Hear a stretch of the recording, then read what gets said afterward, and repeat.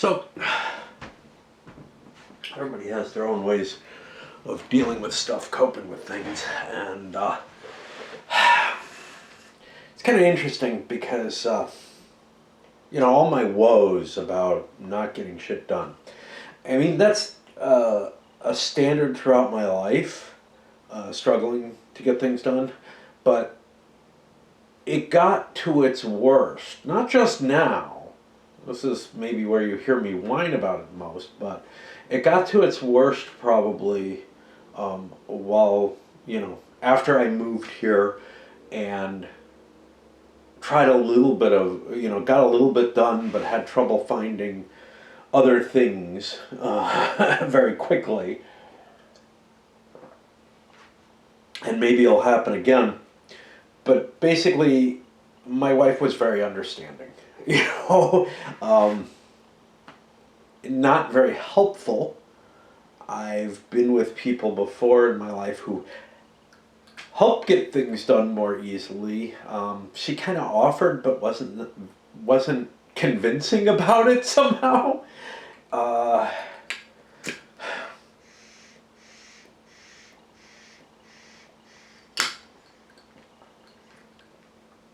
By the way, as a side note, we have quail. Not here, but I went out Springfield way and ran into some. We had some chickens as well, but those I expect. Quail I didn't think lived here. I mean, I had just never seen any before. I was used to them in Phoenix. They look so silly. Anyway, one of the things was I could go down and say, "You should be proud of me, I did this." And she would be, "I'm always proud of you," and stuff like that.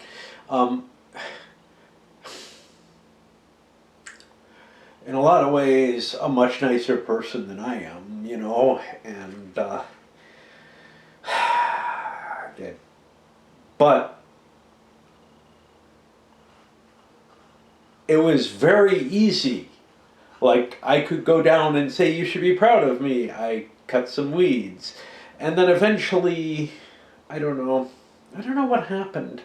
Something happened where that became less of a thing that I felt like I could do even. I don't know. Maybe it was irritating her or whatever. And I just withdrew more and more into my non-activity. And I mean, I'm not trying to blame her on this because I'm not even sure, because I was failing, when I would say, "You should be proud of me." Again, very positive, not necessarily helping. As opposed to what I generally do, which is fucking tear myself apart.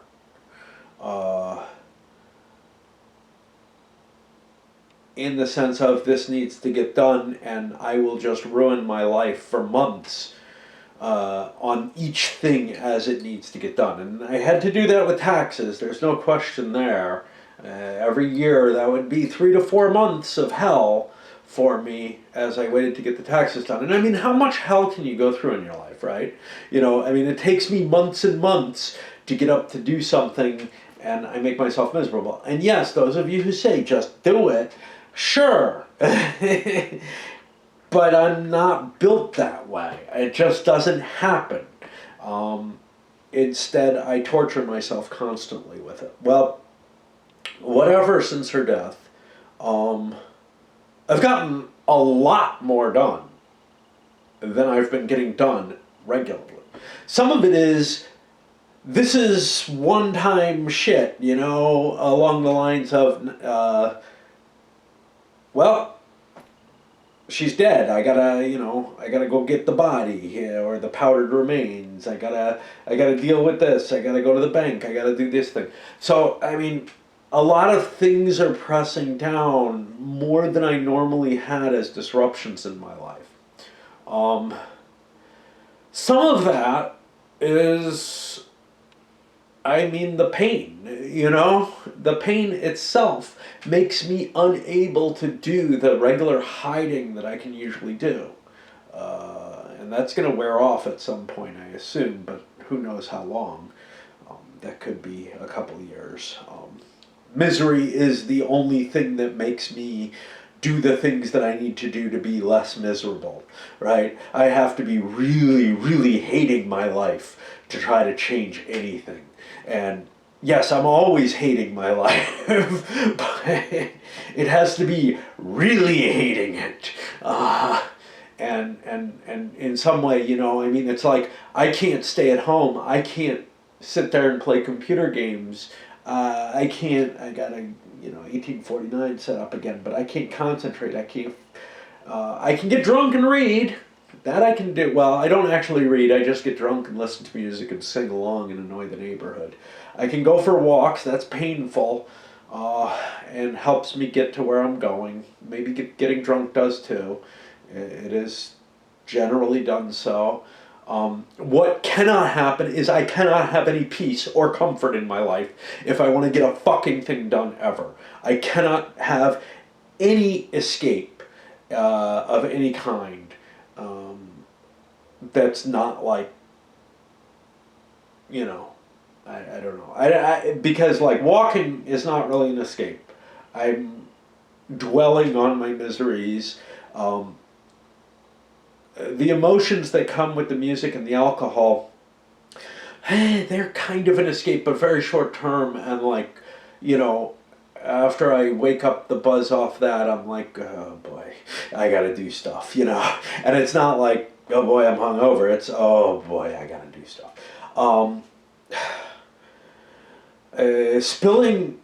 Ripping myself open seems to help. You know, like doing these things and saying, look, I'm a fucking shithole. I suck. I want to die. That fucking helps me. That's the shit that motivates me, right? Because I have to realize how fucking bad my life actually is to want to do a damn thing to change it. It's all part of that. I have to get myself miserable enough that the constant misery is overcome by something so sharp that I have to fucking do something about it. And this is what has worked in my life. Sometimes it's I have to ignore things badly enough so that my life turns into complete shit and I'm on the verge of going homeless and, you know, who knows what's gonna fucking happen. Sometimes it hasn't been that bad for a long time, but it was that bad at times.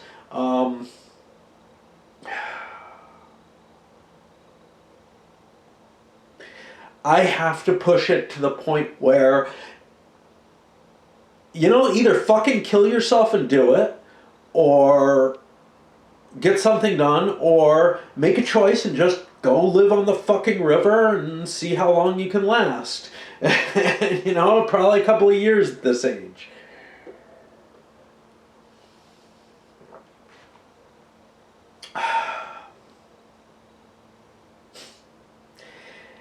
And that's what I face when I'm looking at things that are outside my norm.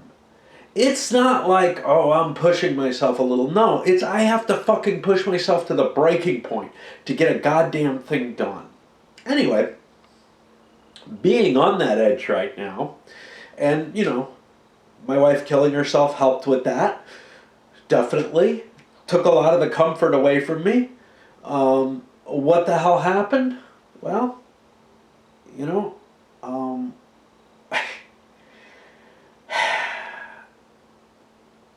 my whining, if you want to fucking put it that way, you shitheads, helps me to denigrate myself enough in front of people, that's necessary, so that maybe I get some shit done. And it's harder on my own. I have to do this publicly. I have to rip myself apart. And it's the only fucking way I can make myself enough of a ruin that, you know, that I'm able to get anywhere. So yeah, you know, good news. Dryer guy called. That means I'm not in a tailspin right now. And what have I done since then? not a hell of a lot. I mean, Dryer Guy more than called. He came, he fixed it. Maybe I can do my laundry. I'm afraid to ever touch it now. I know it works, and I think I broke it. But yeah, since then this week, well, I didn't do much over the weekend. I have to admit that. I hung out on Sunday with someone. Um, Usual reaction of hanging out with someone, which is, yeah, I can't talk about this shit. I can skirt around the edges, but there's something very different between doing it publicly, which is what I consider this, and private conversations with people where I don't feel like I have. And it's not just the video thing. I mean, I could be standing on a stage doing the same thing, I think.